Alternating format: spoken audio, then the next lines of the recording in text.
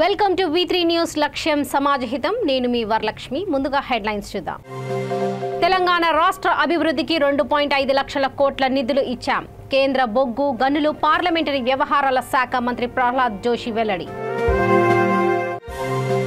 విద్యుత్ ఉత్పత్తిలో దేశానికే ఆదర్శంగా తెలంగాణ ప్రభుత్వ చీఫ్ విప్ వరంగల్ పశ్చిమ ఎమ్మెల్యే దాసం వినయ్ భాస్కర్ అంతర్రాష్ట్ర డ్రగ్స్ గంజాయి స్మగ్లింగ్స్ ముఠా arrest Rachakonda police commissioner DS Chauhan వెల్లడి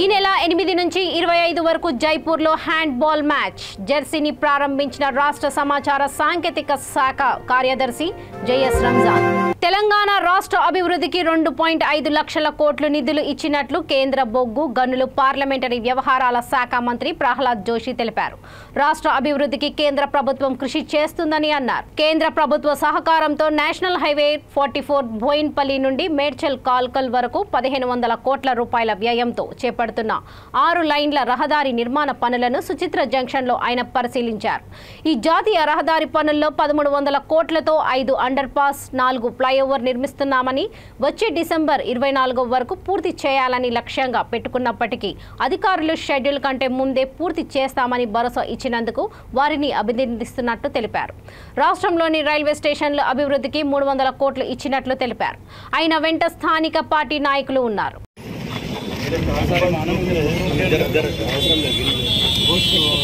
अपने ऊपर बहुत खुशी में भारतीय सरकार आने का देश फ्लेवर बन रहा है 20 साल से इच्छा है लोगों का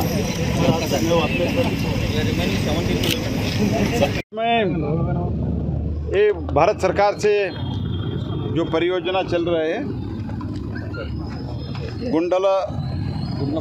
गुंडलापल्ली टू बोवेनापल्ली 27 किलोमीटर का जो रास्ता फ्लाईओवर भी हो रहा है और रोड अंडरपास भी हो रहा है तो टोटल 1300 करोड़ का ये प्रोजेक्ट पूरा भारत सरकार के योजना से हो रहा है और 6 अंडरपास है 2 फ्लाईओवर 5 अंडरपास और 4 फ्लाईओवर इसमें है और इसका दिसंबर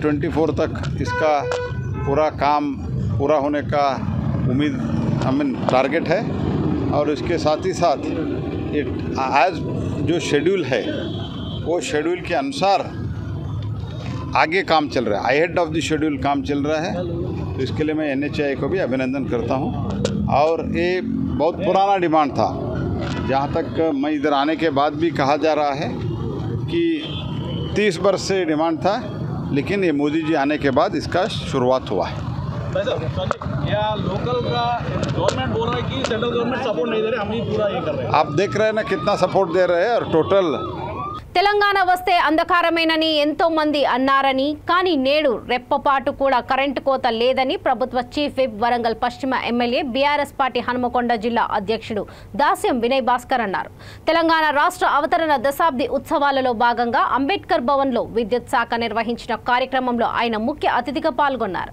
ఈ సందర్భంగా ఆయన మాట్లాడుతూ నాడు కరెంటు కోసం ధర్నాలు సబ్ స్టేషన్లో ముట్టడి జరిగేవి నేడు విద్యుత్ రంగంలో ముఖ్యమంత్రి కేసీఆర్ చేపట్టిన విప్లవాత్మక చర్యల వల్ల విద్యుత్ ఉత్పత్తిలో దేశానికి ఆదర్శంగా తెలంగాణ నిలబడిందని కొనియాడారు యావత్ భారతదేశంలో కరెంటు కోతలు లేని 24 గంటల పాటు ఒకే ఒక రాష్ట్రం తెలంగాణ అని అన్నారు ఈ కార్యక్రమంలో MPDCL CMD Gopalarao collector Sikta Patnaik కూడా చైర్మన్ సంగం రెడ్డి సుందర్ రాజ్ యాదవ్ ఎస్పీ వెంకటరమణ డీఈలు విజయేందర్ రెడ్డి దర్శన్ ఏడీఈలు సుబ్రహ్మణ్యం మల్లికార్జున్ కిషన్ విద్యుత్ అధికారులు సిబ్బంది తదితరులు పాల్గొన్నారు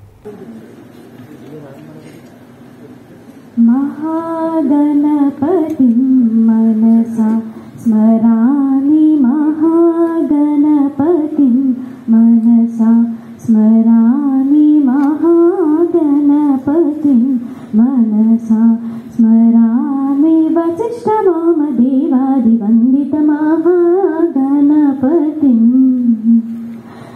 So 1 week before that, 25th May రోజు ఆనరబుల్ సీఎం సార్ సొంత కలెక్టర్స్ అండ్ ఎస్పీస్తో ఒక ప్రత్యేకంగా meeting for this purpose sir ఒక మీటింగ్ కన్వీన్ చేశారు. ఆ మీటింగ్లో డే బై డే ప్రోగ్రామ్ గురించి ప్రతి డేలో విచ్ డిపార్ట్మెంట్ ఏం కాంట్రిబ్యూషన్ ఉంటుంది, ఎలా ప్రోగ్రామ్స్ ఆర్గనైజ్ చేస్తారు, కాన్స్టిట్యూషన్ లెవెల్ ప్రోగ్రామ్స్ ఎలా ఆర్గనైజ్ చేయాలా, గ్రామ పంచాయత్ లెవెల్ ప్రోగ్రామ్స్ ఎలా ఆర్గనైజ్ చేయాలా, ఇన్ఫాక్ట్ డిస్ట్రిక్ట్ లెవెల్ ప్రోగ్రామ్స్ ఎలా organise, each and every day గురించి కూడా చాలా డీటెయిల్ డిస్కషన్ నడిచింది. along with Honorable CM Sir, Cabinet Subcommittee, అందరూ కూడా intention of the programs explain చేశారు. So basically, what is the intention? Intention is that in 21 days programs, so there should be, each and every day should have a purpose. It should have an agenda, and every department should get a window to showcase its achievements. So today, our 5th June రోజు is Vidyut Dinotsavam. మీ అందరికీ congratulations again. Of course ఇప్పుడు ఇంతకు ముందు highlight చేసిన short films లో CMD గారి speech లో and other so many documentaries లో కూడా technical achievements of the 9 years highlight చేయడం జరిగింది. We all know how great those achievements are, because each and every government program, each and every speech, each and every event, the first thing we all talk about proudly is 24/7 current supply. That is the first item, first agenda in any Telangana government program, and for that all of you, most the staff, the engineers, andaru are to take the credit for it. So me andariki congratulations. And beneficiaries, ante adi okate adi technical aspect of it, that is one objective of today's program. Ante enta varaku infrastructure perigindi, how many substations, enta varaku mana generation capacity perigindi, that is one aspect of it. Second aspect ఏమంటే human side of it. So ఇప్పుడు ప్రతి documentary, ప్రతి these type of programmes లో what is the impact on daily citizens life, public life లో ఎంత improvement అయింది, farmers life లో ఎంత ఇంప్రూవ్మెంట్ అయింది, నాయి బ్రాహ్మణ్స్, డిఫరెంట్ SC/ST ఎంత సబ్సిడీ ఇస్తున్నాం ఈ ప్రోగ్రామ్స్ ద్వారా. That is the second important aspect. So that public లో దిస్ మెసేజ్ షుడ్ గో. మన daily now 9 years of Telangana తర్వాత మొత్తం quality of life has change. మొత్తం day to day life has become so easy. And one big aspect of that is 24/7 current supply. Be it farmers, be it urban consumers, that is one basic. ఏపీలోని సీలేరు నుండి షోలాపూర్ మహారాష్ట్రకు గంజాయి సరఫరా చేస్తున్న అంతర్రాష్ట్ర drugs గంజాయి smuggling ముఠాను Choutuppal Yacharam పోలీసులతో కలిసి మల్కాజ్గిరి ఎస్ఓటీ పోలీసులు అరెస్ట్ చేశారని Rachakonda police commissioner DS Chauhan తెలిపారు. మీడియా సమావేశంలో ఈ కేసుకు సంబంధించిన వివరాలు వెల్లడించారు. మాదక ద్రవ్యాలపై ప్రత్యేక నిఘు ఏర్పాటు చేసిన నేపథ్యంలో 2 కేసులో కలిపి 1,15,00,000 విలువ చేసే 380 కిలోల గంజాయిని స్వాధీనం చేసుకున్నామని తెలిపారు. ఈ సందర్భంగా 9 మందిని అరెస్ట్ చేశామని, మరో 4 పరారీలో ఉన్నారని అన్నారు. నిందితుల నుంచి 4 కార్లు, 9 మొబైల్ ఫోన్స్, 3,120 రూపాయల నగదు స్వాధీనం చేసుకున్నామని తెలిపారు.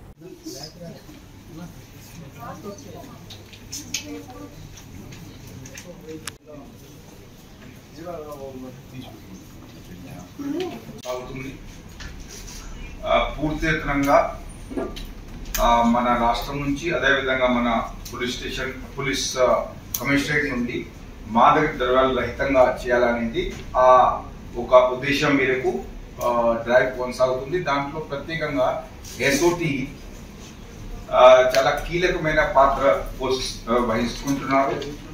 అదే క్రమంలో SOT 1 under the leadership of DCP Girdhar గారు మరియు ఇన్స్పెక్టర్ రాములు ఒక 2 మంచి గ్యాంగ్స్ ని పట్టుకోవడం జరిగింది. దాంట్లో మొదటి గ్యాంగ్, దీంట్లో అంతకుముందు మీరు చూశారు, వీళ్ళు నిందితులు ధారావత్ ఫూల్ సింగ్ కూడా ఉన్నారు, దెన్ గోష్ పాసా ఉన్నారు. వీళ్ళు ఇద్దరు ఇప్పుడు నుంచి ఇదే వ్యాపారంలో ఉన్నారు. అంతకుముందు 3 NDPS యాక్ట్ కేసెస్ కూడా ఉన్నాయి. అయినా అప్పటికి కూడా మార్పు ఎలాంటి కనపడుతుంది. ఈసారి తన వ్యాపారాన్ని, తన ఇది డ్రగ్ సప్లైని సిలేరు నుంచి తీసుకొచ్చి లోకల్ గా మరియు సోలాపూర్ మహారాష్ట్రలో సప్లై చేయడం, ఒక కొత్త చైన్ తయారు చేయడం జరిగింది. ఆ చైన్ కి భాగంగా ఇన్ఫర్మేషన్ రాగానే మన ఎస్ఓటి టీం చాలా కష్టపడారు. కొంత వెహికల్ సమాచారం డెస్క్రిప్షన్ లాగా వచ్చింది. ఆ సమాచారం మేరకు ఆల్మోస్ట్ 1 or 2 nights వాళ్ళు అక్కడ పాయింట్స్ లోనే వెయిట్ చేయడం జరిగింది. రాత్రి మొత్తం కంప్లీట్ నైట్. దాంట్లో ఒక అనుమానాస్పదంగా వెహికల్ వచ్చి మన చెక్ చేయడానికి ఆపడానికి ప్రయత్నం చేస్తే అది దాటి వెళ్ళిపోతున్నారు. సో యాక్చువల్ గా దాంట్లో చేజ్ చేయడం జరిగింది. ఆ చేజ్ చేసి మన వారు వెహికల్ని ఇంటర్సెప్ట్ చేస్తే ఒక 160 కిలోగ్రామ్స్ 160 కిలోగ్రామ్స్ ఈ గాంజా ఈ పైన ఉన్న కేసు చోటుపల్ కేసు దాంట్లో చోటుపల్ దగ్గరికి పట్టుకోవడం జరిగింది. ఆ కేసులో ఉన్న నిందితుడి మీద అంతకు ముందు కూడా కేసు ఉన్నాయి. టోటల్ దీంట్లో 5 మెంబర్స్ ని అరెస్ట్ చేయడం జరిగింది. వాళ్ళలో చట్ట ప్రకారంగా చర్యలు తీసుకోవడం జరుగుతుంది. దాంట్లో ప్రత్యేకత ఏంటి అంటే ఈ 2 కేసెస్ లో కూడా ఎస్ఓటీని చేయాల్సింది పడింది. రెండోది వాళ్ళు కొత్త ఒక పద్ధతి ఏం పెట్టుకుంటున్నారంటే ఈ ఆర్గనైజర్స్ ముఖ్యంగా ఎవరైతే ఉన్నారు ఆ రెండోది కేసుకి వస్తే రెండో కేసు ఆర్గనైజర్ గురించి చెప్తాము. ఆ ఆర్గనైజర్స్ ముందు కార్లో ఉంటాడు. దానికి 5 కిలోమీటర్ డిస్టెన్స్ తో ప్రపంచ వ్యాప్తంగా జరగనున్న హ్యాండ్బాల్ మొదటి సీజన్ సౌత్ ఇండియా నుంచి తెలుగు టాలెంట్స్ టీం ప్రాతినిధ్యం వహించబోతుంది. దీనికి సంబంధించిన జెర్సీని జేఎన్టీయూ ఇండోర్ స్టేడియంలో తెలంగాణ రాష్ట్ర సమాచార సాంకేతిక శాఖ కార్యదర్శి జేఎన్ రంజాన్, జేఎన్టీయూ ఉపకులపతి కట్ట నరసింహారెడ్డి ప్రారంభించారు. దీనితో పాటు జట్టు కెప్టెన్, జట్టుకు స్పాన్సర్లను ప్రకటించారు. జట్టు కెప్టెన్ గా శుభం షయోరాన్ పేరును ఖరారు చేశారు. మ్యాచ్ ఈ నెల 8 నుంచి 25 వరకు జైపూర్ లో జరగనుంది. జియో సినిమాలో స్పోర్ట్స్ 18 స్పోర్ట్స్ 18Kలో చూడవచ్చని తెలిపారు. సీజన్లో తెలుగు టాలెంట్స్ కోచ్గా ఫెర్నాండో, అసిస్టెంట్ కోచ్గా సచిన్ వ్యవహరించినట్లు తెలిపారు.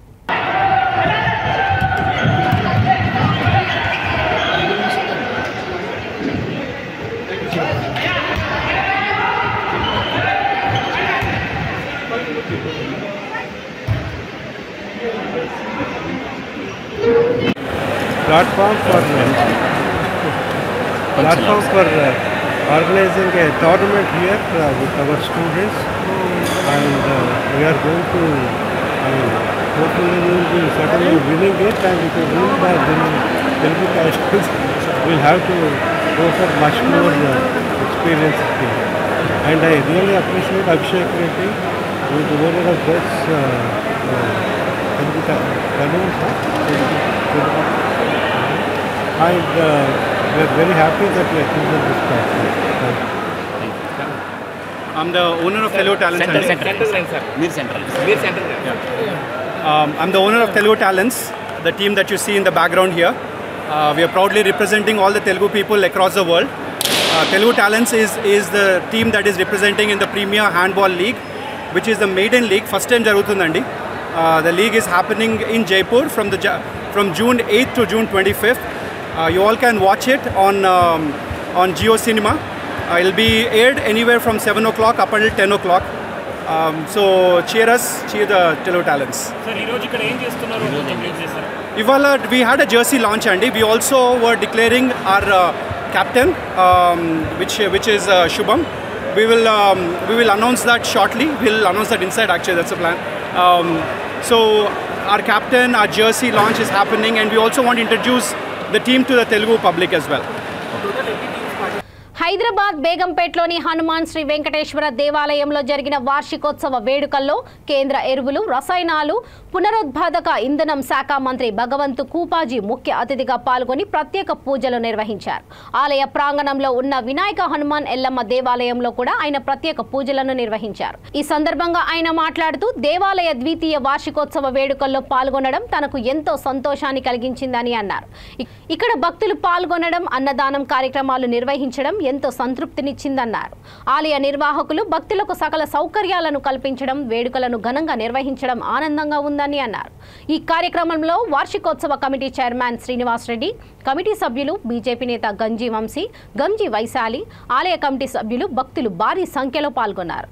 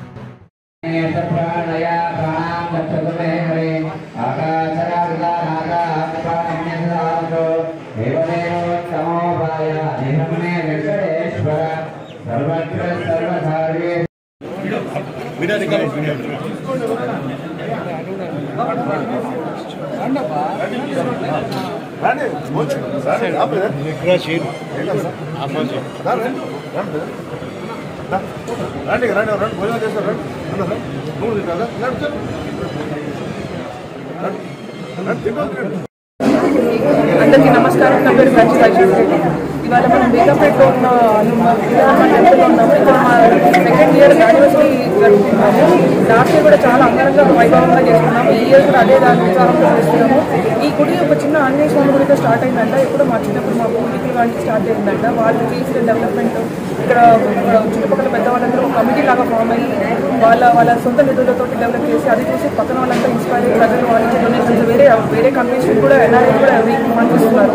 ఆ ఫండ్స్ అన్నింటితో ఇక్కడ అంతా గుడి డెవలప్ చేసి ఇప్పుడు మాకు ఆంజనేయ స్వామి టెంపుల్ ఉంది, ఇక్కడ శివుడిది ఉంది, విఘ్నేశ్వరుడు ఉంది, వెంకటేశ్వర స్వామిది ఉంది, కృష్ణుడు పెట్టాము. ఇవన్నీ పెట్టాము. ఇప్పుడు ఈ సెకండ్ యానివర్సరీకి దీనికి ఇవాళ గజారోహణ జరిగింది. రేపు కళ్యాణం ఉంది, రేపు సాయంత్రం ఊరేగింపు ఉంది, ఎల్లుండి లాస్ట్ ఇట్లనే ఎవ్రీ ఇయర్ ఇలాంటి పూజలు కాకుండా ఎవ్రీ మంత్ కూడా ఉంది. ఇక్కడ ప్రతి అర్చనలు, అభిషేకాలు, హోమాలు, సత్యనారాయణ వ్రతాలు, ప్రతి శ్రీనివాస కళ్యాణం చాలా జరుపుకుంటున్నారు. ఇవన్నీ విని చుట్టుపక్కల వాళ్ళందరూ వచ్చి మా గుడికి బాగా రావడం జరుగుతుంది. చాలా డెవలప్ అవుతుంది. మా వాళ్ళు చేసినందుకు మేము కూడా వచ్చి చేసుకున్నాం. మా ముందు జనరేషన్ వాళ్ళు కూడా ఇక్కడికి వచ్చి బ్లెస్సింగ్ తీసుకుంటారు. చుట్టుపక్కల వాళ్ళు వచ్చిన వాళ్ళందరూ చాలా సంతోషం. అందరూ ఎవ్రీ సాటర్డే అన్నదానం జరుగుతుంది. అట్లా ఇవాళ కూడా ఈ 3 days కూడా అన్నదానం చేస్తున్నాము. అందరూ వచ్చి తీసుకుంటున్నారు. చాలా సంతోషంగా ఉంది. మా మంత్రులు కూడా సహాయం చేస్తున్నారు. మీరందరూ కూడా వచ్చినందుకు వస్తుంది. మనం సెంట్రల్ వాళ్ళు ఏం చెప్తే చేస్తారు. కంటోన్మెంట్ బోర్డు మెంబర్గా గెలుస్తారు. అంతా దేవుడి దయ పెట్టుకుంటాము. బీజేపీ అగ్రనేత జాతీయ ప్రధాన కార్యదర్శి సునీల్ బన్సాల్ కు నిజామాబాద్ జగిత్యాల జిల్లా సరిహద్దు గండి హనుమాన్ ఆలయం వద్ద ఇందూర్ పార్లమెంట్ సభ్యుడు ధర్మపురి అరవింద్ నాయకులు ఘన స్వాగతం పలికారు. అనంతరం కల్లూరు రోడ్డులో గల శివసాయి ఫంక్షన్ హాల్లో సమావేశం నిర్వహించారు. కోరుట్ల నియోజకవర్గంలో బీజేపీకి పూర్వ వైభవాన్ని తేవాలని, పార్టీ జెండా రెపరెపలాడాలని యువ నాయకుడు సురభి నవీన్ కుమార్ ఆకాంక్షించారు.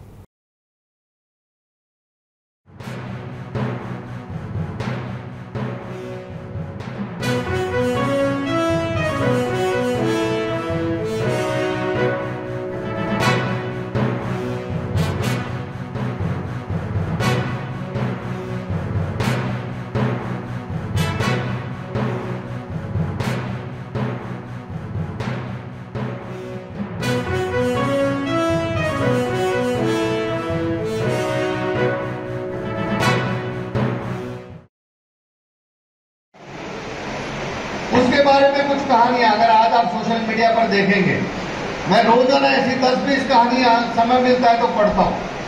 बहुत प्रेरणा इंस्पायर करने वाली कहानियां होती हैं. एक गांव में पहली बार मोदी जी के आने के बाद जो 18,000 गांव आज भी ऐसे थे जिनमें बिजली नहीं पहुंची, मोदी जी के आने के बाद उस गांव में बिजली पहुंचती है. आप जाकर उस गांव के किसी व्यक्ति से मिलिए. एक गांव में बिजली आने के बाद उसके जीवन में कैसे बदलाव आया. बिजली 4-5 గంటల వింటర్ల స్నోఫాల్ ఉన్నాయి, ఓపెన్ ఉంటుంది. మన 4-5 గంటలు ఎవరిని కూడా తగ్గుతారు.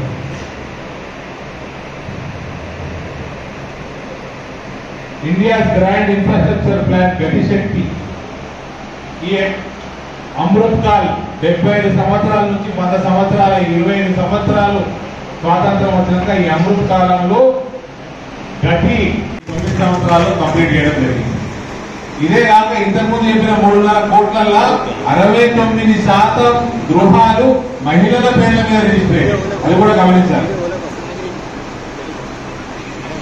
2014 వరకు గ్రామీణంలో 39% టాయిలెట్స్ ఉంటుండే రూరల్ ఏరియాలో ఇండియాలో.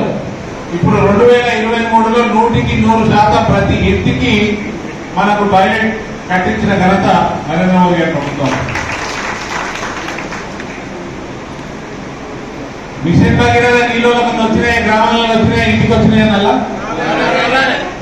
ఇలా గర్గర్ జల్ కార్యక్రమంలో 12 కోట్ల ఇళ్లకి మంచినీటి సరఫరా. మన పూర్వీకులు ఇచ్చిన వారసత్వ సంపదను కాపాడుకొని భవిష్యత్ తరాల వారికి అందించాలని Hyderabad city college professor J Neeraja అన్నారు. ప్రపంచ ఎన్విరాన్మెంట్ డే సందర్భంగా బన్సిలాలపేటలోని చారిత్రక మెట్ల బావి వద్ద ఫోరం ఫర్ ఔటర్ హైదరాబాద్ సంస్థ ఆధ్వర్యంలో నిర్వహించిన వేడుకల కార్యక్రమంలో పాల్గొని ఆమె మాట్లాడుతూ పర్యావరణాన్ని కాపాడుకోవడం అందరి అవసరమని, అందరూ బాధ్యత అని అన్నారు. సిటీలోని పురాతన బావులను పునరుద్ధరించి చక్కగా కాపాడుకోవాలని ఎన్టీఓలు ప్రభుత్వ అభినందనీయమని అన్నారు. ఈ సందర్భంగా పర్యావరణ అంశంపై విద్యార్థులు రాసిన కథల సంపుటి బాల చెలిమి అనే పుస్తకాన్ని ఆమె ఆవిష్కరించారు. సిటీలోని పలు స్కూళ్ల విద్యార్థులు ఈ సందర్భంగా మెట్ల బావిని సందర్శించి విశేషాలను అడిగి తెలుసుకున్నారు. కార్యక్రమంలో forum for outer Hyderabad chairman Vedakumar, MSI director Varghese, SRD సంస్థ chairman Srinivas Reddy, Gandipet welfare society vice chairman Rajeshwari, పలు స్వచ్ఛంద సంస్థల ప్రతినిధులు, స్కూల్ కాలేజ్ స్టూడెంట్స్ పాల్గొన్నారు.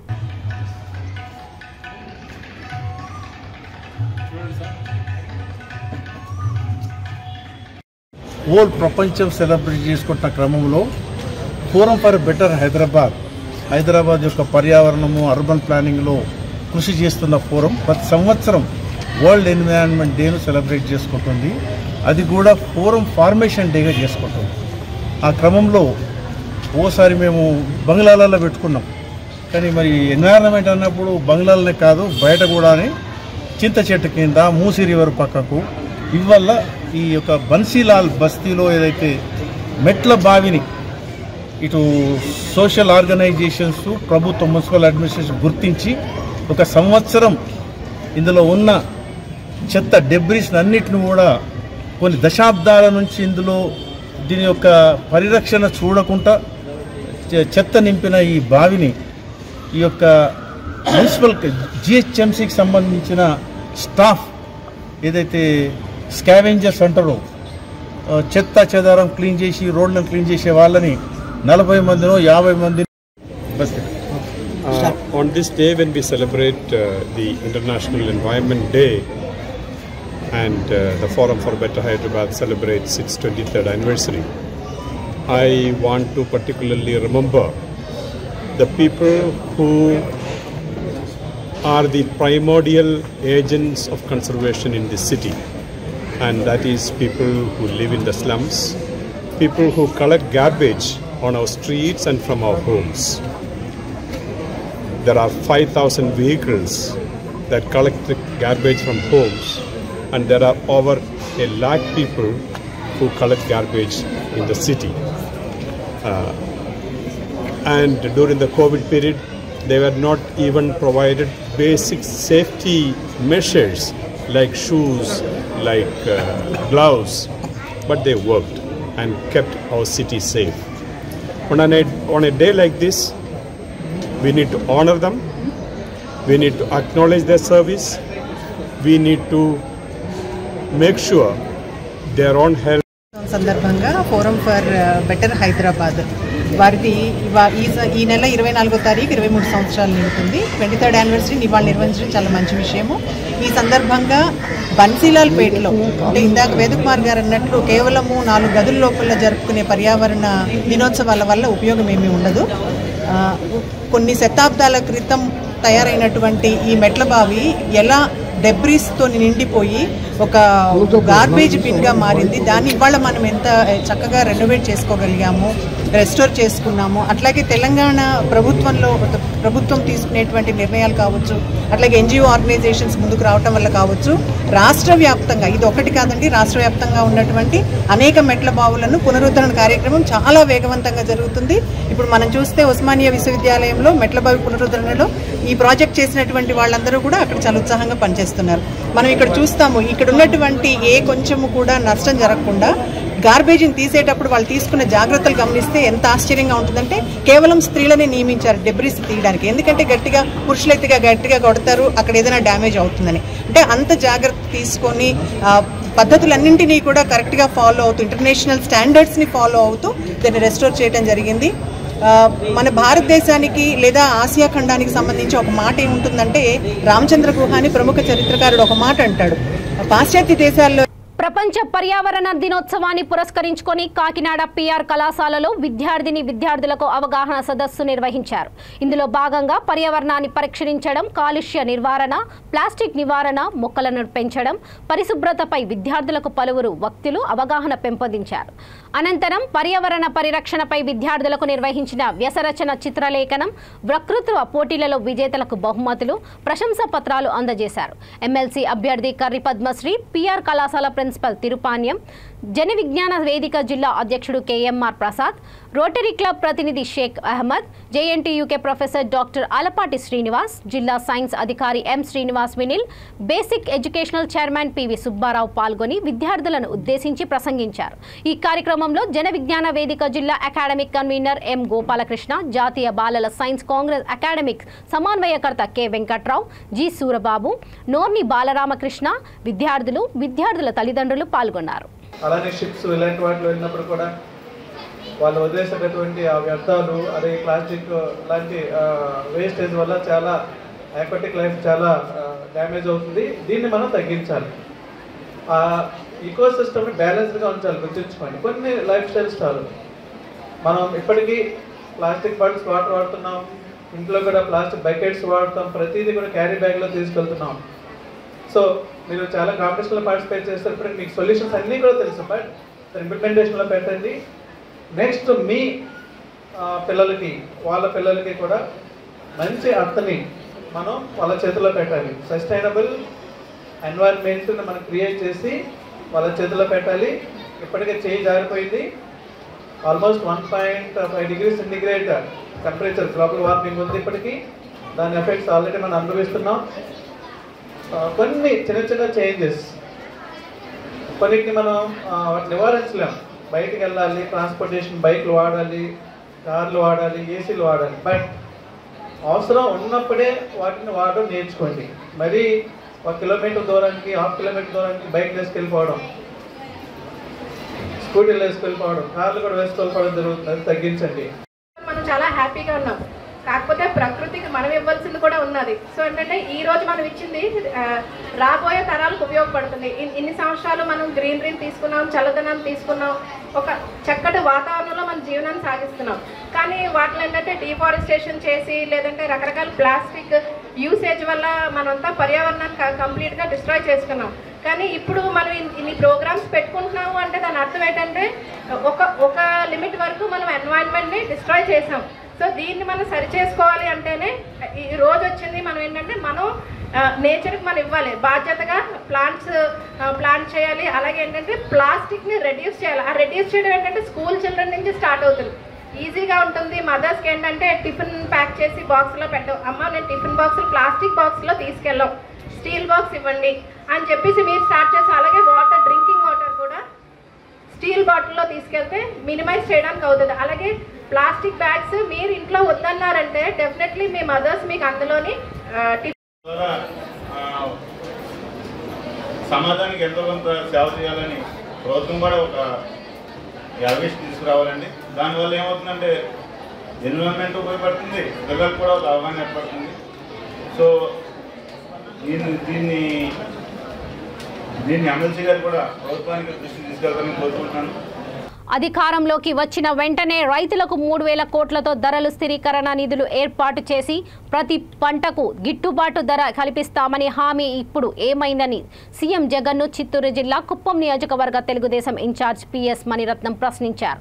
కుప్పంలోని పార్టీ కార్యాలయంలో రైతులతో కలిసి నాయకులు ఎరువాక పౌర్ణమి కార్యక్రమం నిర్వహించారు. ఈ సందర్భంగా ఆయన మాట్లాడుతూ తెలంగాణ దేశం ప్రభుత్వ హయాంలో 90% సబ్సిడీతో రైతులకు బిందు సేద్య పరికరాలు అందజేశామని, ఇప్పుడు అవి ఏమయ్యాయని ఎవరికి తెలియడం లేదని అన్నారు. రాబోయేది తెలుగుదేశం ప్రభుత్వమేనని, తాము అధికారంలోకి వచ్చిన వెంటనే హంద్రీనీవ ప్రాజెక్టును పూర్తి చేసి కాలువల ద్వారా నీరు అందిస్తామని పలువురు నాయకులు తెలిపారు. ఈ సందర్భంగా చంద్రబాబు నాయుడు చిత్రపటానికి పాలాభిషేకం చేశారు. ఈ కార్యక్రమంలో రైతులు, వివిధ హోదాల్లోని తెలుగుదేశం కుటుంబ సభ్యులు, కార్యకర్తలు పెద్ద సంఖ్యలో పాల్గొన్నారు.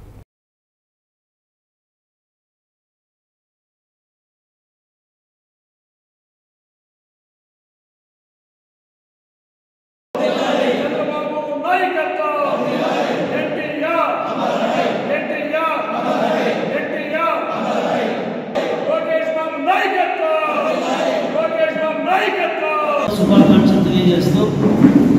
కుప్పం తెలుగుదేశం పార్టీ నియోజకవర్గ స్థాయిలో ఈరోజు పత్రికా మిత్రుల సమక్షంలో రైతుల యొక్క సంక్షేమం గురించి, అదేవిధంగా మహానాడులో గౌరవ పార్టీ అధ్యక్షులు శ్రీ నారా చంద్రబాబు నాయుడు గారు రైతే రాజు అని ఒక మేనిఫెస్టోలో ప్రతి ఒక్క రైతు కూడా సంవత్సరానికి 20,000 రూపాయలు సహాయ నిధిగా ఇచ్చే కార్యక్రమాన్ని ఈరోజు అనౌన్స్ చేశారు. కాబట్టి వారికి ధన్యవాదాలు తెలియజేస్తూ, ఇది మొట్టమొదటి ఎన్నికల మేనిఫెస్టో.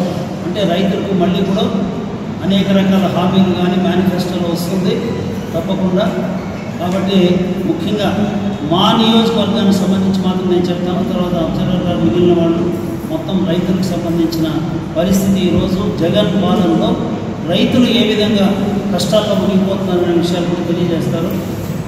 కుప్పం నియోజకవర్గాన్ని ఒక ఆదర్శ నియోజకవర్గంగా, అంటే అభివృద్ధి అనేది ముఖ్యంగా ప్రాథమిక రంగంలో వ్యవసాయ రంగం చాలా ముఖ్యమైనటువంటిది. ఏ ఆర్థిక వ్యవస్థలో అయినా కూడా మొట్టమొదట వ్యవసాయ రంగం ఉంటుంది, తర్వాత పారిశ్రామిక రంగం ఉంటుంది, తర్వాత సేవా రంగం అనేది ఉంటుంది మామూలుగా. సో ఈ ప్రాథమిక రంగానికి సంబంధించి కుప్పం నియోజకవర్గంలో అనేక అవకాశాలు ఉన్నప్పటికీ కూడా ఇక్కడ ప్రకృతి పరంగా భూగర్భ జలాలు, భూముల యొక్క సారవంతమైన భూములు అన్నీ ఉన్నప్పటికీ కూడా ఈ ప్రాంతం వ్యవసాయంలో చాలా వెనకబడి ఉండేది. ఈ ప్రాంతంలో వర్షాధారంగానే పంటలు పండిస్తూ చాలా తక్కువ ఆదాయంతో రైతులు ఉన్నదానితో సరిపెట్టుకొని చాలా సాదాసీదా జీవనం గడిపే పరిస్థితి నుంచి 1989లో నారా చంద్రబాబు నాయుడు గారు ఇక్కడ శాసనసభ్యునిగా అయినప్పటి నుంచి కూడా ఈ ప్రాంతంలో వ్యవసాయ రంగానికి చాలా ఎక్కువ అవకాశాలు ఉన్నాయి. రైతు పండగ రోజు ఈ సందర్భంగా శుభాకాంక్షలు తెలియజేసుకుంటూ, ముఖ్యంగా నారా చంద్రబాబు నాయుడు గారు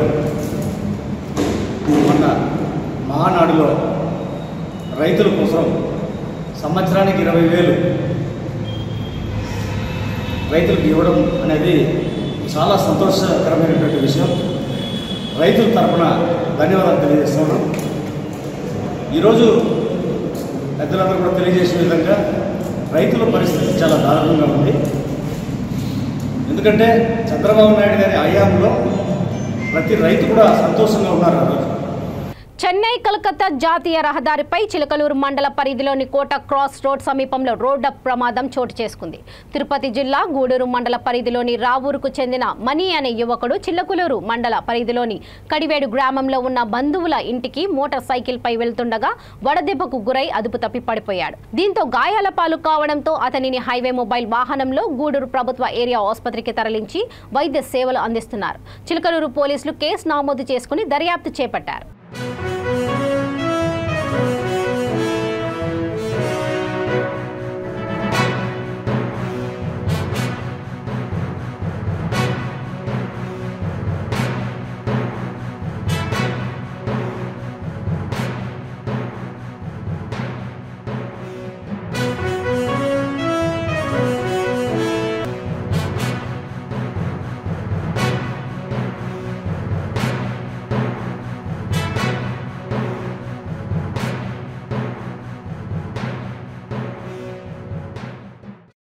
ఇక బులెటిన్స్ ముగించే ముందు ముఖ్యాంశాలు మరోసారి.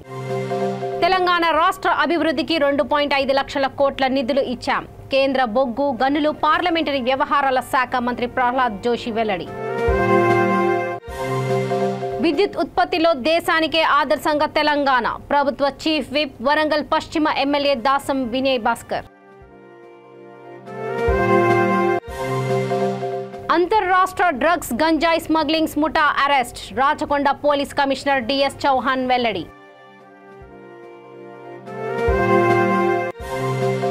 ఈ నెల 8 నుంచి 25 వరకు జైపూర్లో హ్యాండ్ బాల్ మ్యాచ్ జెర్సీని ప్రారంభించిన రాష్ట్ర సమాచార సాంకేతిక శాఖ కార్యదర్శి జేఎస్ రంజాన్. చూస్తూనే ఉండండి V3 న్యూస్, లక్ష్యం సమాజహితం. నమస్తే.